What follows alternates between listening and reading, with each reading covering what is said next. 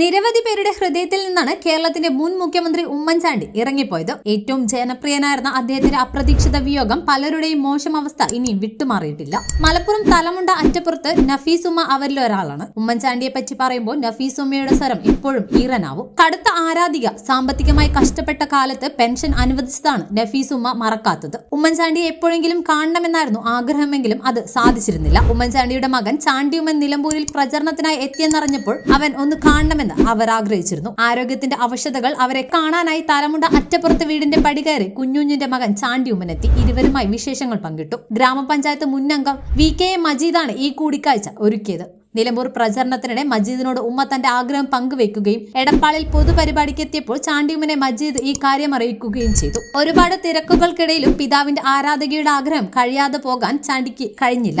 നഫീസുമ്മയുടെ വിശേഷങ്ങളും പരാതികളും കേട്ടു 1 വർഷത്തിനകം നമ്മുടെ സർക്കാർ വരുമെന്നും അപ്പോൾ പെൻഷൻ തുക എല്ലാം കൃത്യമായി എത്തിക്കുമെന്നും വാക്ക് നൽകിയാണ് ചാണ്ടിയുമ്മൻ യാത്ര പറഞ്ഞത്.